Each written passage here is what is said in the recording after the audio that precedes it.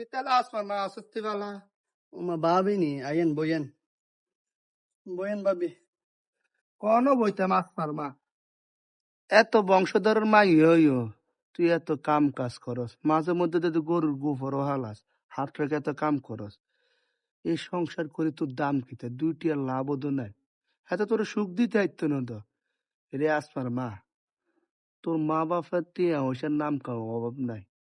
I I যেটা মনে করি তুই যাই গেলে তোর আরো বালা বিয়ে দিতে পারবে কিটা সাই হরি রিসত অনকার যুগে মানুষের এত কষ্ট করেনি আর হাতের কাছে কোনো দাম আছি হাত রেখে তো কাম করে তোর মুনির মতন কাম করে বদিল্লা বুনি হাঁস মুরগা গরু ছাগল হালতে হালতে তোর জীবন শেষ ইগো ভাবি অন বাপ মা বিয়ে দিছে অন গরিব হোক আর ধনী হোক করি খুলি তো খাইতে হবো অন আজামে মানুষ তো বালা এত তো খারাপ ন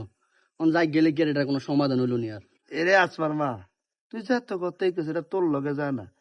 তুই এত ধন সম্পত্তি এত বংশধর মাই হই তুই হাত রেখে এত কাম করস বাসা তোর কি জাদু করছে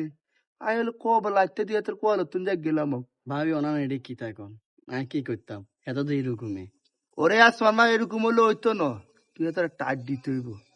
হাতের লগে রাগতা দিয়ে কথা কইতে হইব বেড়া তেরে টাইট দিলে না বেড়া ঠিক হইতো তুই শুধু ডিপেন্ড করবি আল্লাহ এটা আনেন হেটা আনেন কিনলে মাটি সিলের ভিতরে আন্দাজ তোর মতন মাইয়া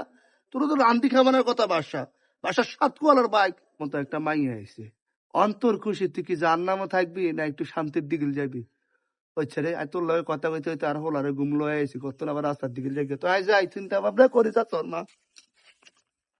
হ্যাঁ রে ভাবি তো ভালো কথা কইছিল আসলে তার কাছে বিয়ে বই আমার জীবনটা নষ্ট।